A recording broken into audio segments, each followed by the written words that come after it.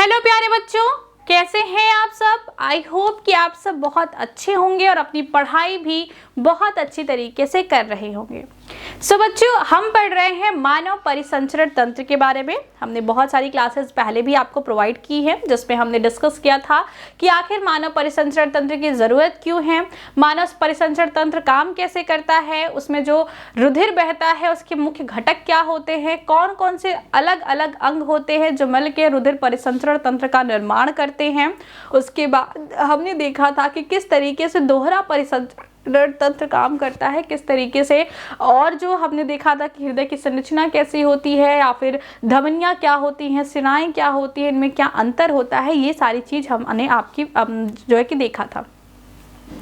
अब बच्चों, हम देखने वाले हैं कि रक्त दाब क्या होता है। रक्त दाब का मतलब क्या होता है कि आप अगर सपोज करिए कि जो ब्लड प्रेशर जिसे हम कहते हैं, जैसे आपने सुना होगा कि बहुत बार कि इनका जो है रुधिर दाब जो है वो बढ़ गया है या इनका ब्लड प्रेशर बढ़ गया है, मेरे दादाजी का बीपी हमेशा लो हो जाता है या फिर उनका बीपी हमेशा हाई हो जाता है। क्यों?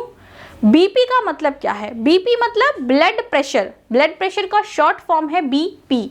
ब्लड मीन बी और पी मतलब प्रेशर, तो ब्लड प्रेशर को शॉर्ट में हम कहते हैं बीपी और ब्लड प्रेशर को हिंदी में हम कहते हैं रक्त दाब। तो आज आप समझने वाले हैं कि आपके जो भी जिसको भी आपने सुना होगा कि उनका ब्लड प्रेशर बढ़ जाता है या घट जाता है, तो क्यों वो घट जाता है, क्यों बढ़ जाता है, आखिर ये रक्त दाब होता क्या है, हम इसे कैसे माप पाते हैं और इसके बढ़ने और घटने के पीछे की पूरी केमिस्ट्री क्या है, ये चीज आज की इस क्लास में हम समझने वाले हैं। समझ में आ गया? चलिए, सबसे पहले हम जो है कि चीज़ों को रीड नहीं करेंगे, पहले हम चीज़ों को समझेंगे कि आखिर ये ब्लड प्रेशर हम नापते कहाँ पे हैं, कैसे चीज़ें पता चलती हैं।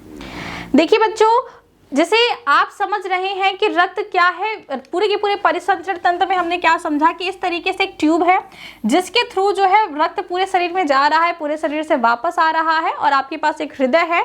उस हृदय में उसका क्या काम है कि बस इस रक्त में एक दाब बनाए रखे ताकि ये रुधिर जो है वो हमेशा फ्लो करता रहे, एक जगह रुका ना रहे। ठीक है, यही तो पूरा का पूरा परिसंचरण तंत्र था। तो ये जो रुधिर दाब की हम बात करते हैं वो कौन सा दाब है कि जो यहाँ पे आपकी जो नली है जिससे रुधिर बह रहा है, जैसे धमनियां हैं, सिराएं हैं, तो जो नली से रुधिर बह रहा है उस रुधिर के प्रवाह की वजह से उसकी वाहिकाओं में, रुधिर के प्रवाह की वजह से उसकी वाहिकाओं में एक आंतरिक ओर से उसकी वाहिकाओं की आंतरिक भीतरी भित्ति पे एक प्रेशर बनता है। इस प्रेशर को हम लोग क्या कहते हैं? यही प्रेशर कहलाता है रुधिर दाब। रुधिर दाब क्या कहलाता है कि जब रुधिर जो है वो हमारी भित्तियों से बहता है, जब वो वाहिकाओं से बहता है, तो बहने की वजह से रुधिर का जो प्रवाह है उसकी वजह से उसकी दीवार पर एक प्रेशर जनरेट होता है, उसकी भित्ति पर एक दाब बनता है और इस दाब को ही हम रुधिर दाब के रूप में मापते हैं। समझ में आ गया? सपोज करिए आपकी रियल लाइफ का एक एग्जांपल कि आपने क्या किया, आपने एक पाइप लिया, समझ में आया? पाइप लिया और पाइप को नल में लगा दिया। अब आपने नल को एक एक स्टेप जो है ऑन करना स्टार्ट किया। जब आप उसे एक स्टेप ऑन करेंगे तो आपकी पाइप से पानी बहुत कम निकलेगा, या फिर अगर आप उसे ऊपर उठा देंगे तो पानी निकलेगा ही नहीं। फिर आप क्या करेंगे कि दूसरा स्टेप खोलेंगे तो पानी का प्रेशर थोड़ा और तेज रहेगा। तीसरा स्टेप खेलेंगे, पानी का प्रेशर थोड़ा और तेज रहेगा। जैसे जैसे आप फुल कर देंगे तो पानी जो है वो अपने मैक्सिमम प्रेशर के साथ बहने लगेगी। अगर मान लीजिए कि आपकी पाइप कुछ ऐसे पदार्थों से मिलकर बनी है कि जब उसमें रक्त का प्रवाह नहीं होता तो बिल्कुल पिचकी हुई होती है, ऐसी कुछ आपकी पाइप है। तो जब आपकी पाइप पिचकी हुई है या फिर आपने कभी खेत में पानी भरते हुए देखा है तो क्या होता है कि पतली पतली प्लास्टिक की पाइप होती है या फिर मोटी पाइप भी होती है, तो उसमें क्या होता है कि वो जो स्टार्टिंग पॉइंट होता है वहां पे बांध दिया जाता है, फिर खेत तक उसको ले जाते हैं। तो जब मान लीजिए कभी लाइट की वोल्टेज कम है या फिर जो है कह सकते हैं कि किसी वजह से मान लो उस टाइम जमीन में पानी कम है, तो क्या हुआ, कुछ कोई भी रीजन हो, तो पाइप में से अगर कम पानी जाए या फिर आपने मोटर को कम जो है उस पर ऑन किया है, जो भी चीज़ हो, तो जब कम पानी जाता है तो प्लास्टिक की जो पाइप होती है उसकी दीवार पिचकी हुई होती है। इसका मतलब कि उसकी दीवार पे कोई ज़्यादा प्रेशर नहीं लग रहा है। लेकिन वहीं पे जब पानी एकदम फुल प्रेशर के साथ जाता है तो जितनी मोटी पाइप रहती है, अगर मान लो उसकी पूरे प्रेशर के साथ पानी जा रहा है तो पूरी पाइप एकदम फुल के बेलनाकार संरचना बना लेती है। तो उस समय क्या होता है, अगर मान लो सपोज करो कि पाइप कहीं से फटी हुई है, इसके प्रेशर को आप कैसे देख सकते हैं कि मान लो यहाँ से पाइप में छेद हो गया है, तो पानी जो है एक लंबे प्रेशर से थोड़ा सा ऊपर जाता है, उसके बाद फिर ये जमीन पे गिरता है। तो ये समझ में आ रहा है कि अगर एक जगह थोड़ा सा छेद हुआ तो वो भित्ति का जो प्रेशर है वो बाहर आ रहा है, इसकी वजह से पानी जो है इतना ऊपर तक जा रहा है। तो जहां पे पाइप ठीक है वहां पे भी भित्तियों पे इतना प्रेशर लगता होगा, तो वो जो आंतरिक प्रेशर जो किसी पाइप पे लग रहा था वो भी एक प्रकार का यहाँ पे जल दाब कह सकते हैं उसे, लेकिन यहाँ पे रुधिर बह रहा है भित्तियों से, सॉरी वाहिकाओं से, तो इसे इसका जो प्रेशर लगता है भीतरी दीवार पर उसे हम क्या कह देते हैं, उसे हम कह देते हैं रुधिर दाब। समझ में आ गया, ये क्या कहलाता है, रुधिर दाब। अब ये रुधिर दाब कभी बढ़ जाता है कभी घट जाता है, किसी में हमेशा बढ़ा ही रहता है किसी में हमेशा घटा ही रहता है, ये सारी क्या चक्कर है।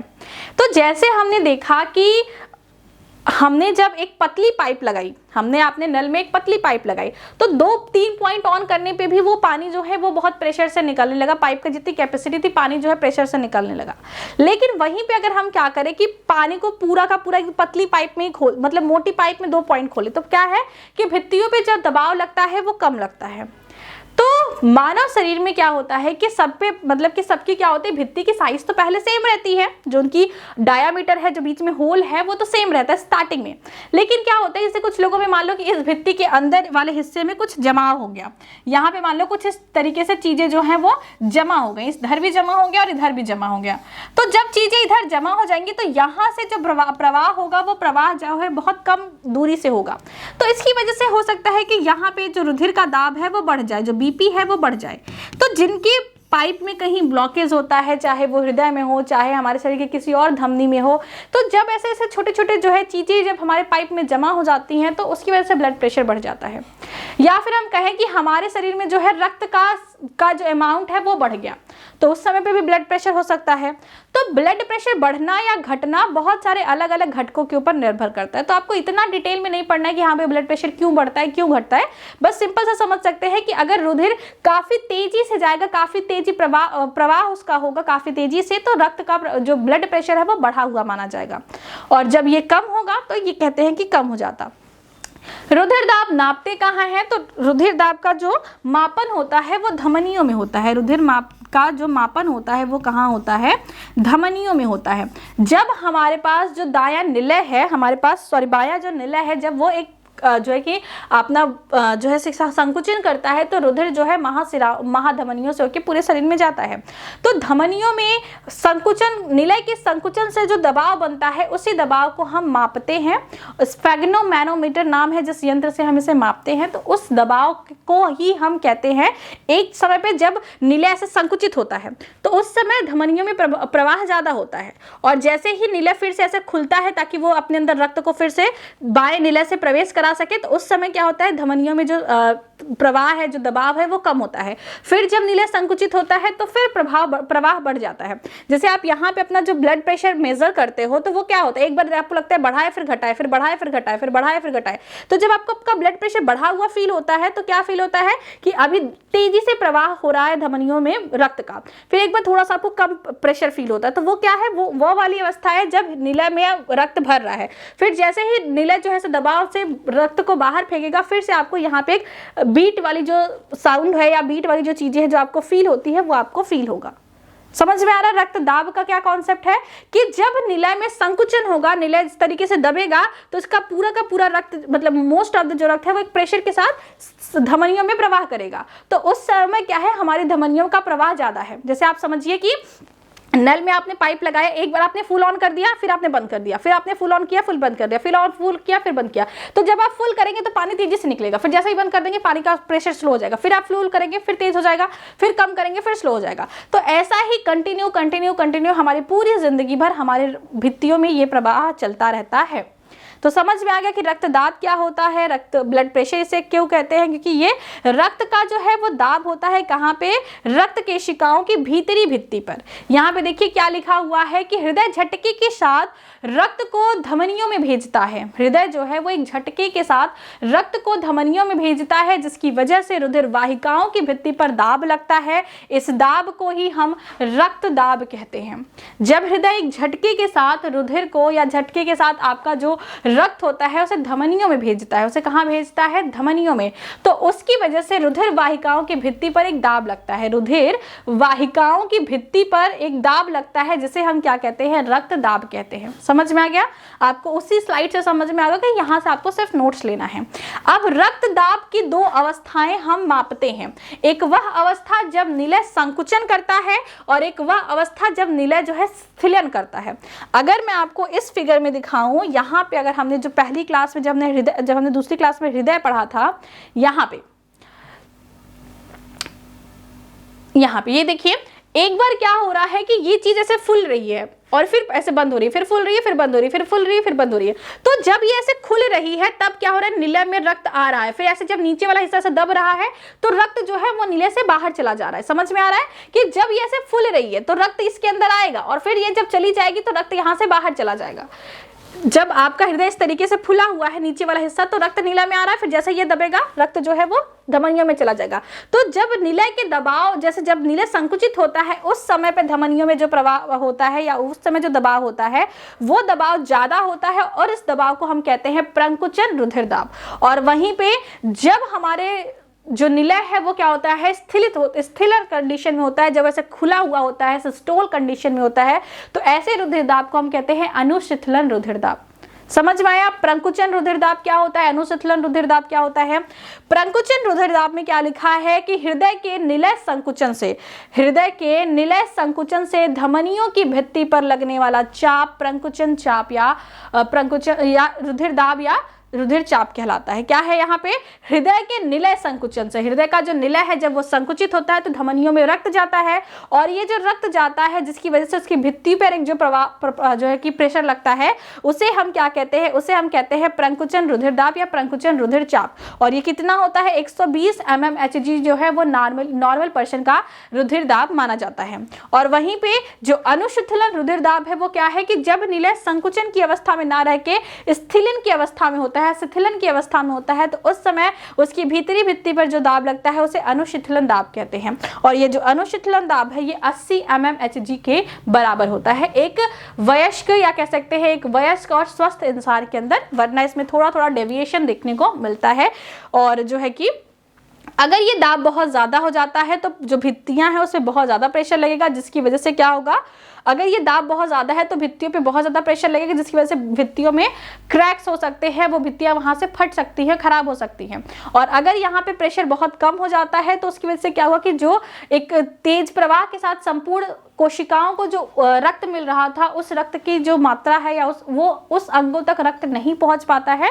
तो ना तेज होना ना कम होना, दोनों भी जो है कि अच्छी कंडीशन नहीं है, दोनों ही हमारे शरीर में एक विकार उत्पन्न करते हैं। इसलिए बीपी का ना बढ़ना ना कम होना कोई भी चीज अच्छी नहीं है। बीपी का एक लेवल पे मेंटेन होना वही बेस्ट चीज है। एक वयस्क में ये जब अनुशिथिलन जो है वो 80 और जो प्रकुंचन है वो 120 mmHg होता है। आपके हाथ में इस तरीके से स्फेग्नोमैनोमीटर्स लगाया जाता है और जो है कि उस तरीके से आपके ब्लड प्रेशर को यहाँ पे मेजर किया जाता है। यहाँ पे देखिए कि रुधिर दाब जो है दिया है, स्फिग्नोमैनोमीटर रुधिर दाब मापने का यंत्र है, मतलब ये एक यंत्र है जिसकी सहायता से हम आपके रुधिर दाब को मापते हैं। आगे दिया है अधीर रुधिर दाब को अति तनाव कहते हैं, हाइपरटेंशन या जो है कि अति तनाव इसे कहते हैं, जिसके कारण धमनियों का जिसका कारण धमनियों का सिकुड़ना है, जिससे रक्त प्रवाह में प्रतिरोध हो जाता है, जिससे धमनियां फट सकती हैं। मतलब कि जैसे मान लो कि नॉर्मली ये क्या है, ये इस तरीके से धमनियां हैं, मान लो इस तरीके से ये धमनियां दिखाई गई हैं और इस धमनियों से क्या हो रहा है, मान लीजिए इस धमनियों में क्या है, इस तरीके से रक्त बह रहा है। अभी तो नॉर्मल चीजें हैं, ठीक है, लेकिन अगर मान लो कि यहाँ पे कोई चीज का जमा हो गया, यहाँ पे कोई चीज का जमा हो गया, तो अब इनके पास सिर्फ इतना जगह है जहां से ये प्रवाहित हो सकती हैं। तो वही चीज यहाँ पे लिखा है, धमनियों का सिकुड़ना है या फिर इसमें किसी भी चीज का जमा हो जाना। इसकी वजह से क्या होता है, रक्त प्रेशर बढ़ जाता है और जिससे होने वाला जो विकार है उसे हम अति तनाव कहते हैं और ये जो है एक जो है डिजीज कंडीशन कहलाती है। तो ये आप देख सकते हैं कि रुधिर धमनियों में एक प्रवाह एक प्रेशर के साथ बह रहा है। तो ये था बच्चों आज के इस वीडियो के बारे में, जहाँ पे हमने रुधिर दाब के बारे में पढ़ा, स्फिग्नोमैनोमीटर्स क्या होते हैं, अनुशीतलन या प्रकुंचन जो रुधिर दाब होता है उसमें क्या परिवर्तन होता है, क्या कब के दाब को हम प्रकुंचन और कब के दाब को हम अनुशीतलन कहते हैं, वो सारी चीजें हमने देखी।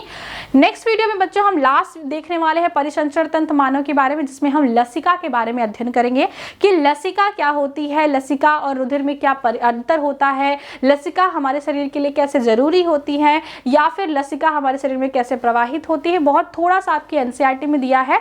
तो जितना आपके एनसीईआरटी में दिया है उतनी चीज़ें हम आपको एक अच्छी तरीके से सिंपल वे में समझाने की कोशिश करेंगे कल की वीडियो में।